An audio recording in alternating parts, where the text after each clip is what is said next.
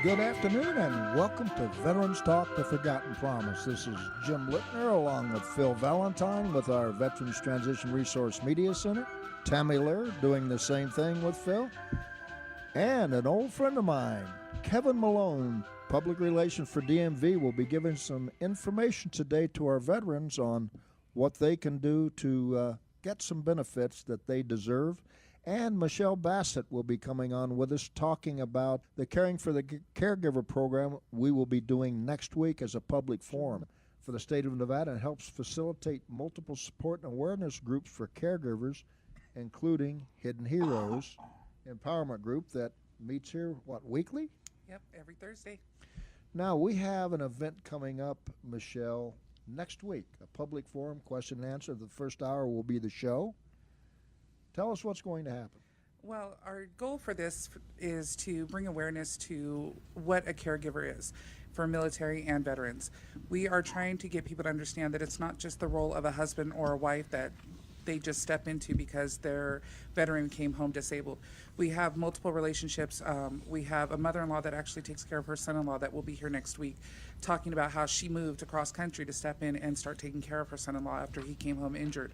So we're just trying to bring awareness to the difficulties that caregivers face, because it's not just a role you take because, oh, well, I married this person, so I should go ahead and do it. It takes a lot from us, and we lose who we are. We lose our career path. We lose everything so we can be there for them. The importance of that caregiver is so critical to the rehabilitation and the transitioning back into, if there is such a thing as a normal life, that I wonder how much people really do understand that, the impact that it has on the person you're caring for, and certainly the impact it has on the caregiver. Well, Elizabeth Dole Foundation did a very extensive study, and it's actually able to be viewed in the RAND report, and it shows that there is over $18 billion a year of caregiver services that are not paid for, that they are not covered. Caregivers, when a caregiver gets ill, we have to take care of ourselves and build ourselves back up, because if we're not okay, we can't make sure our veteran is okay. And so my husband is a disabled combat veteran and suffers from mental as well as physical disabilities. And it's sometimes like having another child, because I have to be there to remember, hey, you have this appointment. Hey, did you take your medications? When was the last time you shaved your face, sweetheart? You know, and it's things like that that people don't realize that we have to step in and do. I have to make sure that everything is lined out for him when we just go to the store, because there's certain triggers that will set him off. And I have to make sure that everything is in order so that we have an easy go of it. You know, something else that we are getting into, and I will be talking with you in the near future about this, but we are getting involved with special needs children through Crescent O'Brien, that has a program with grow houses for vegetables, and they can employ veterans. But the special needs children, people forget about that, and a lot of these veteran families have special needs children. Yes, they do. Along with that veteran coming home from being deployed. So there's a double whammy there. There is. There are some branches of the military. My husband was Army. So when he was active duty, there was a program called EFMP. And it was Exceptional Family Members Program. And it was for families with special needs children. And they had separate activities for them and did special things for them to draw out those children, those special needs children, because they weren't able to really interact in the regular group safely.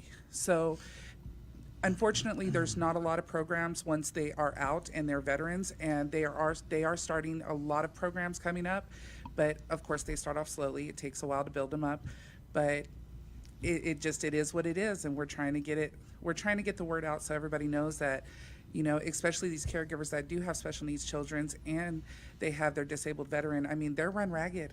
I'm run ragged, and my kids are teenagers, and they're self-sufficient. Well, not only are they kind of left behind when they get out and discharged, but the active military special needs children, they are moved every 2 or 3 years. They never have a chance to settle in, make friends, do things, get the help they need.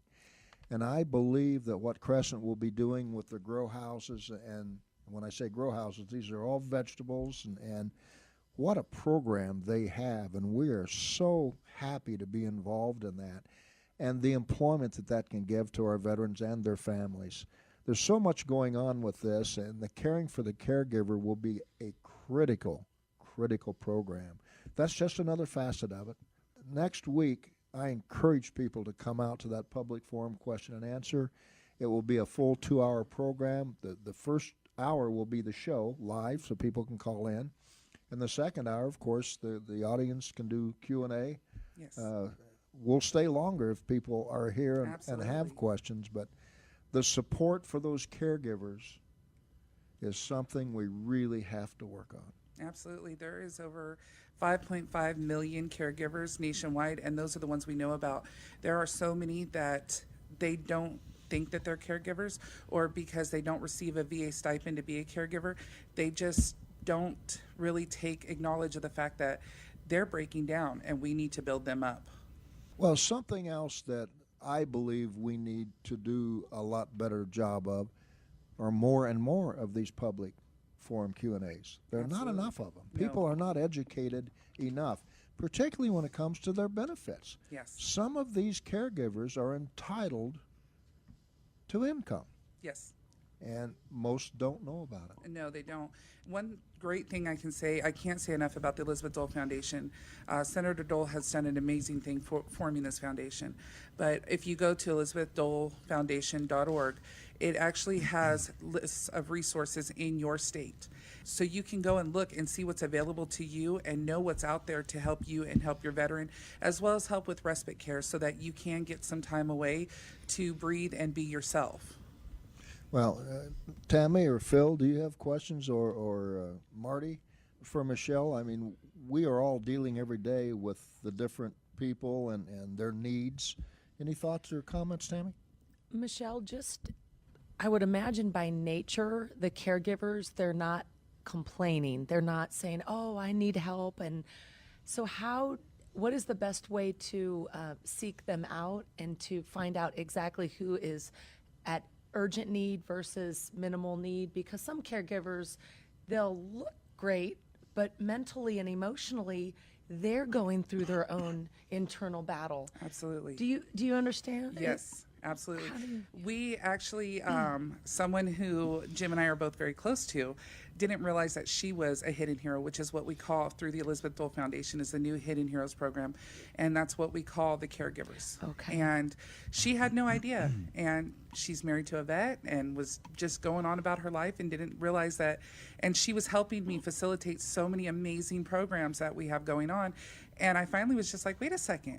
Why aren't you signed up? Because caregivers can actually go on the Hidden Heroes website and they can sign up. And that way it brings them into a community where they can talk on forums with other caregivers in their state, out of their state, wherever they are, that understand their needs. Because I have friends that aren't military, weren't never married to the military, anything like that. And they're like, oh, I'm so mad at my husband. He forgot to load the dishwasher. And, oh, he's so inconsiderate. And I'm thinking, my husband forgot my name. So, really, I can't. And it's so nice to have a group of other people who understand that our lives are so chaotic and they are so messed up. And we've gotten it to the point Elizabeth Dole's really out there trying to push for the children of veterans to be recognized as caregivers, because there are times I need to run to the store. Do I load up my husband? Do I go and deal with all this? Or do I say, hey, boys, can you keep an eye on your dad for a minute? Because I want to run out real quick. And the children of veterans, they're stepping up every single day to really take care of these veterans. And they're amazing. They're so resilient and so strong. It's just mind-blowing to see these kids. But we're out there. We're trying to get the word out. We have multiple support groups in every state. So many different organizations that are just out there pushing to get people the knowledge, the awareness that, hey, we're here. We understand. We want to help you.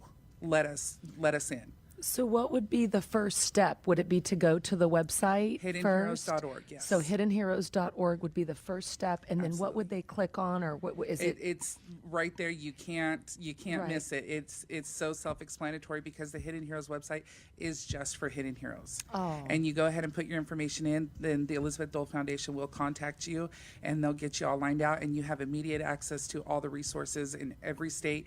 You can go on there and see all the bios of the different fellows from all the different states.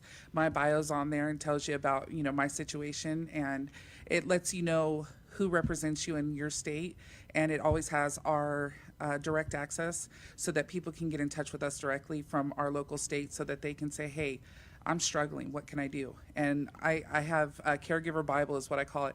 It's a huge book of resources that I can give to anybody. I get phone calls at 2 o'clock in the morning sometimes, my husband is amazing, and he's so understanding when it comes to that because he's right there ready to help the veteran while I'm helping the caregiver, and it's phenomenal. So does that create a sense of community among the caregivers, and they feel right? I would imagine that right there it's so therapeutic, right? I mean, It absolutely is, because you know that you're not alone. And that's what we really need to get people to understand. You don't have to go through this struggle alone. You don't have to fight this fight alone, because understanding the VA is so complicated and it will drive you insane. And so if you have other people that have gone through the exact same thing, they can say, okay, well, this is the route you're supposed to take. But if you kind of cut around right here, you're going to have a much easier time of it. And it's amazing because my husband's only been out for 2 years. We had no idea the extent of his injuries. And then about 6 months after he was out, we got hit over the head, and we're facing amputation, and we're facing all these horrible things. And we're like, wait a second, his contract was just up. He was going to be a state trooper. We had no idea he had the injuries he had. And once it hits you, you don't know what you're going to do, and you don't know who to turn to. Well, that's the problem I believe people have with when you say caregiver. They define that differently than they should. When they say caregiver, they are thinking you are disabled, in bed, critically injured, can't walk. Not true. You can't see TBI, traumatic brain injury. You can't see PTSD.